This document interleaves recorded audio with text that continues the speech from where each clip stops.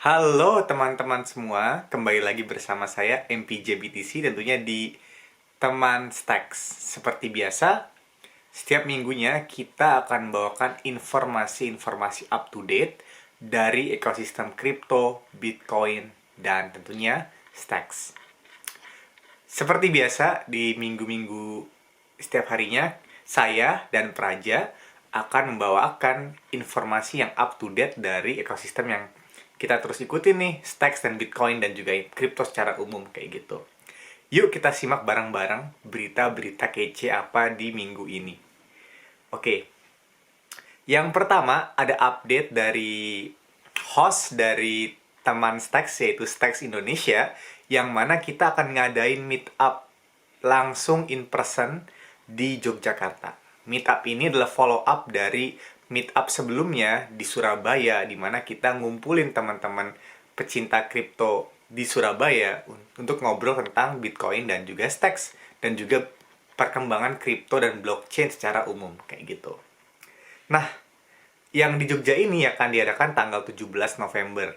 Nah, buat teman-teman yang tertarik buat join, langsung aja teman-teman bisa ke website kita di meetup.com garis miring stacks minus Indonesia.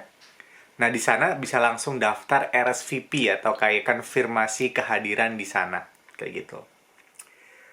Nah, di sini nanti kita akan melakukan fokus group di mana kita akan pelajari nih kira-kira where you are in your crypto journey gitu. Di mana sih journey kalian di crypto itu dan gimana caranya kita dari Stacks Indonesia bisa kontribusi, bisa bantuin teman-teman semua supaya bisa lebih cepet gitu belajar kriptonya kayak gitu. Nah, berikutnya kita juga udah kasih link-linknya di bawah ini. Jadi kalau teman-teman penasaran sama event yang kita adain, langsung aja. Jangan takut, langsung klik aja di link yang kita kasih di bawah ini ya, di bawah deskripsi dari podcast ini. Kayak gitu. Oke, berikutnya kita mau ingetin juga nih teman-teman yang belum follow Stacks, langsung aja follow Stacks bersama ribuan penggemar Stacks lainnya di Twitter Stacks Indonesia dan juga di Telegram t.me/Stacks Indonesia, di mana di sana sudah ada ribuan orang yang ngikutin kita di sana. Jadi langsung sikat aja, langsung pelajari aja, langsung join sama komunitas kita kayak gitu. Oke, berikutnya ada kabar baru lagi dari salah satu member ekosistem Stacks, yaitu namanya Ekosistem, yang mana si ekosistem ini ngadain acara bukan ekosistem, namanya Haylayer ya, bukan ekosistem. Jadi si ekosistem ini ada membernya namanya Haylayer, di mana Haylayer ini ngadain acara tanggal 16 Desember nanti. Ya, sekitar seminggu lagi lah dari hari ini, kayak gitu. Kalau teman-teman tertarik, bisa join aja di link yang kita kasih di bawah ini. Katanya sih bakal banyak giveaway di sana, kayak gitu. Jadi langsung aja cekidot gitu. Siapa tahu dapat menang giveaway, kayak gitu. Nah, berikutnya kita ada informasi-informasi reguler nih dari berita-berita kripto di ini ya, Stacks dan juga Bitcoin ya. Nah, yang pertama kita mau ingetin lagi nih teman-teman, kalau yang belum follow, belum subscribe podcast kita, follow aja podcast kita di podcast Stacks Indonesia di YouTube dan juga di Substack. Dan kalau teman-teman juga mau baca lebih lanjut tentang global information dari Stacks, langsung join aja ya ke link yang kita kasih di bawah ini. Ada juga kita kasih link di sana, kayak gitu. Oke, berikutnya ini ada interview menarik nih ya, diadain sama Sean Puri dari Milk Road, yang mana dia ngobrol sama Tim Ferriss. Tim Ferriss nih salah satu ibaratnya saya bilang guru ya, sebelum zaman-zaman kripto, tapi guru kehidupan gitu. Dia ngeluarin buku namanya 4 Hour Work Week. Jadi kerja seminggu cuma 4 jam. Crazy gitu kan. Nah, dia tuh penulis buku yang keren ya. Udah 5 times New York Times bestseller. Jadi bestsellernya bukan cuma sekali di New York Times, tapi udah 5 kali. Nah, yang menarik dari bahasannya hari ini adalah si Tim Ferriss ini sama si Milk Road ngebahas gitu kan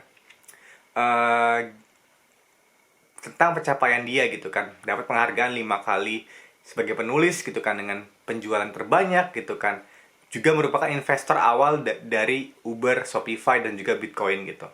Nah, Ferris ini memulai wawancara dengan Milk Road dengan disclaimer bahwa perkataannya bukanlah saran finansial. Jadi ini bukan financial apa ya namanya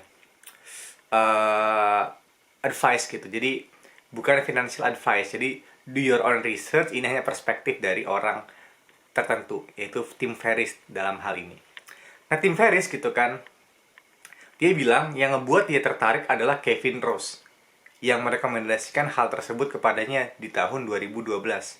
Juga ide tentang kelangkaan barang digital juga membuatnya sangat tertarik gitu. Jadi dia tuh tertarik gitu, kok barang digital bisa langka ya, gimana caranya gitu kan. Nah, itu dia yang ngebuat dia jadi tahu gitu ada barang-barang langka gitu kan. Nah, setelah 10 tahun berlalu, Tim Ferriss berusaha nih untuk mempertahankan aset yang ada padanya kayak gitu. Jadi dia udah ngebuat banyak kesalahan gitu kan. Kayak dia misalnya ngejual banyak aset saat 2018 gitu kan. Dia jual Amazon gitu kan, Facebook, Twitter, Shopify gitu kan. Nah, kemudian dia belajar dari itu. Jadi dia tuh dulu panic sell gitu loh dari 2008 pas ada krisis ini ya, finansial dunia ya, yang ada apa namanya CDC gitu ya.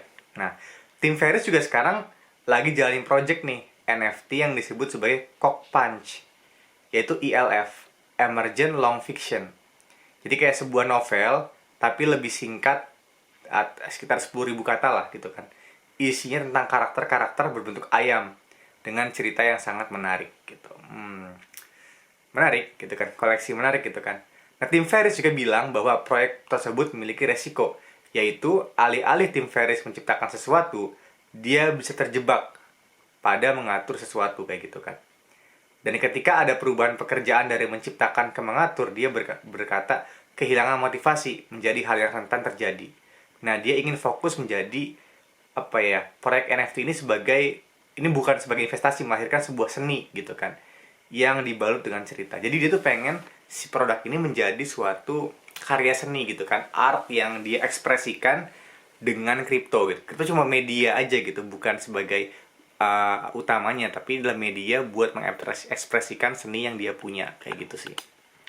Nah, berikutnya lagi, apa sih yang bakal didapatkan dari membeli NFT yang ini? Nah, NFT ini bukanlah investasi ya teman-teman ya, kalau kata si Tim Ferriss ini. Terus untuk mendapatkan uang yang lebih banyak gitu, bukan buat investasi buat dapat uang lebih banyak, tapi NFT ini akan bersifat sebagai hiburan. Sebagaimana ketika kita pergi ke Disneyland, kita ngabisin beberapa ratus dolar gitu kan dalam waktu yang semalam atau 2 malam gitu kan. Nah, proyek NFT ini akan mirip seperti itu, harganya 0,3 ETH gitu kan. Semua keuntungan yang didapat dari penjualan ini akan disalurkan ke Seike Foundation gitu kan, yang fokus pada pengobatan penyakit mental yang berat. Keren juga sih. Oke, next gitu kan. Nah, Ferriss juga bilang nih, apabila dia ada kesempatan untuk wawancarin SBF, dia akan menggunakan pendekatan yang pelan dan hangat agar membuat SBF bisa menceritakan dengan nyaman ke Ferriss apa sih yang terjadi. Nah, soalnya kalau bagi teman-teman yang belum tahu, Tim Ferriss ini udah kayak semacam podcaster yang ternama banget lah. Ya udah ngetop banget. Jadi kalau misalnya masalah interview itu dia udah kayak dewa banget lah. Dan show-nya tuh udah keren banget. Kayak nama-nama kayak Naval Ravikant.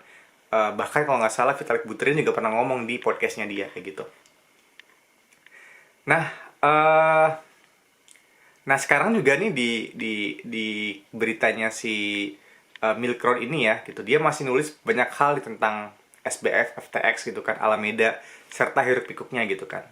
Nah, belakangan ini tuh lagi rame banget SBF tuh kayak tour media. Jadi dia tuh pengen menciptakan kata-kata lain gitu. Kalau bukan SBF tuh bukan fraud, tapi SBF tuh adalah suatu apa ya?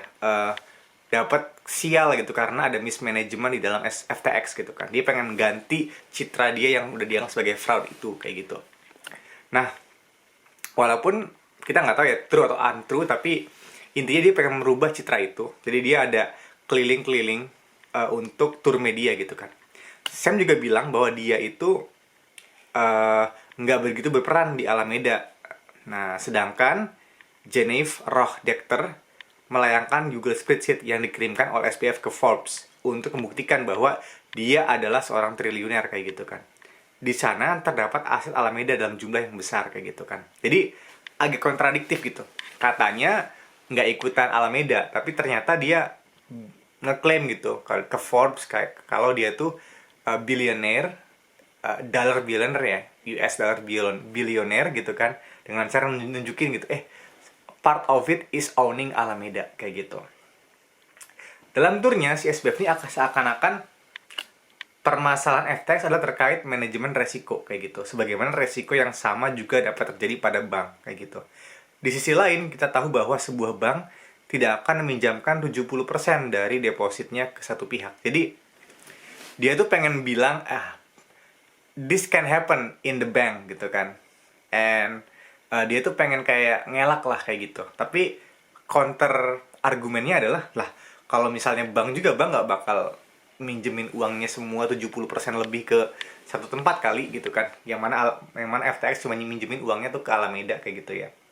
Nah, pada tanggal 6 November, SBF sudah merasakan bahwa FTX akan berakhir dengan buruk, terbukti dari tweetnya yang dihapus kayak gitu. Jadi itu udah kayak kasih tanda-tanda gitu kan. Nah, pada tanggal 7 November, SBF men-tweet yang isinya mengatakan bahwa FTX aman, padahal enggak sih kayak gitu. Nah, SBF bilang gitu kan, FTX dapat melakukan penarikan sekarang, padahal FTX sudah mengajukan kebangkrutan kayak gitu. Jadi agak kontradiktif katanya gitu kan. SBF juga bilang bahwa dia hanya mengonsumsi alkohol dengan setengah gelas 1 tahun gitu. Padahal Alameda memiliki saham di Margaritaville sebesar 55.000 kayak gitu. Jadi unik sih ya cerita-ceritanya ya dari SBF ini gitu kan. Nah, berikutnya ada beberapa drama-drama lainnya nih, kayak misalnya drama SBF Caroline gitu kan, si yang katanya tuh dekat dengan SBF gitu kan, salah satu CEO kalau nggak salah, CEO-nya Alameda Research gitu kan.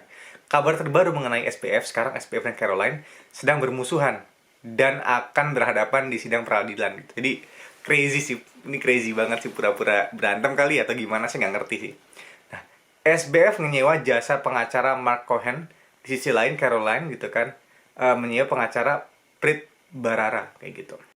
Dan ada kabar terbaru juga dari FTX dan Taylor Swift nih gitu kan. Dulu sempat FTX itu nawarin 100 juta dolar ke Taylor Swift untuk sponsori brand mereka, tapi ditolak sama Taylor Swift gitu kan. Terus FTX sama Kevin O'Leary gitu kan. Dulu FTX tuh ngebayar 15 juta ke Kevin gitu kan. Jadi juru bicaranya.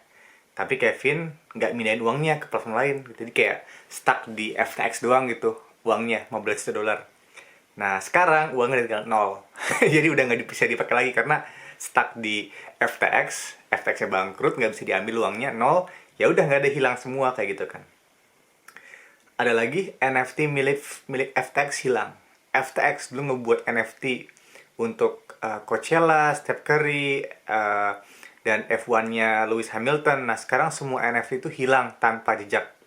Karena ketika kita mengklik pada link yang merujuk pada NFT itu, kita akan diarahkan pada halaman yang menjelaskan tentang kebangkrutan FTX. Jadi semuanya hilang. Nah, orang tua SPF aja itu berhenti dari Stanford, kabarnya akan berhenti. Jadi baik Joseph Bankman sama Barbara Fried, dua-duanya profesor Harvard dan di bidang hukum dari tahun 88, dan mereka berdua itu dijadwalkan pada perempat awal tahun depan dikeluarkan dari daftar pengajar kayak gitu. Wow, dampaknya besar banget ya. Nah, terus ada kabar baru nih selain dari SBF nih, yaitu Twitter Coin akan muncul. Jen Wong yang seringkali memberikan bocoran tentang apa yang akan muncul di platform besar, dia bilang gitu kan, bahwa akan ada Twitter Coin yang merupakan integrasi terhadap dunia kripto gitu kan. Di Twitter Space kemarin, di hari Jumat pekan lalu, Elon berkata bahwa di masa depan akan ada pembayaran di Twitter yang menggunakan baik mata uang biasa, fiat, dan juga kripto kayak gitu. Nah, ada kabar juga nih tentang Reddit Collectible Avatars. Sebanyak 255.000 Reddit Collectible Avatar NFT ala Reddit ini diluncurkan pada hari Sabtu pekan lalu. NFT ala Reddit ini telah booming sejak Juli lalu, sehingga ada 4,4 juta NFT yang eksis di Reddit.